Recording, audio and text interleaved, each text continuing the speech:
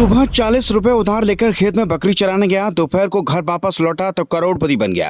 पहले 2 वक्त की रोटी के लाले पड़े थे, अब इतनी दौलत आ गई कि जिंदगी भर बैठकर खाएगा फिर भी कम नहीं होगी।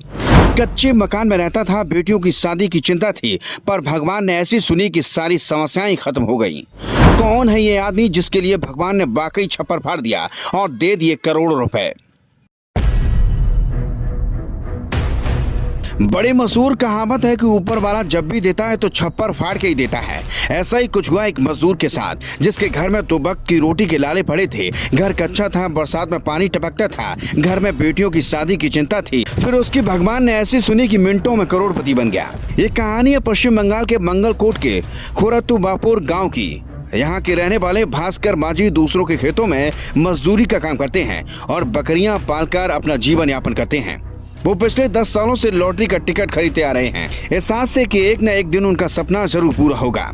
और ऐसा हुआ भी। उन्होंने टिकट खरीदा और बकरी चराने खेत पर चले गए। दोपहर को जब वापस लौटे तो वह करोड़पति बन चुके थे। मजदूर भास्कर मांझी ने बताया कि रविवार को वह नपारा बस स्टैंड पर बकरियों के लिए घास काटने आए थे, लेकिन लॉटरी का टिकट खरीदने के लिए उसके पास पैसे नहीं थे। उसने किसी जानने वाले से 40 रुपए उधार लिए, फिर 60 रुपए की मामेजुल भाई से लॉटरी की टिकट खरीदी, जिसका नंबर था 95H83529, और घर पर अपने काम में लग गए। दोपहर उसे पता चला कि उसने लॉटरी में पहला इनाम जीता है। यह जानकर खुशी का कोई ठिकाना नहीं रहा।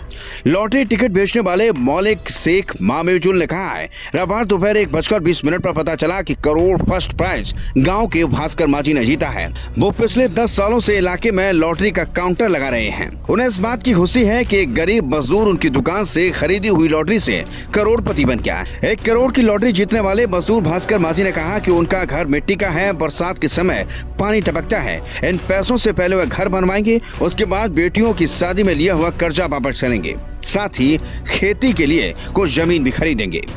Bureau report.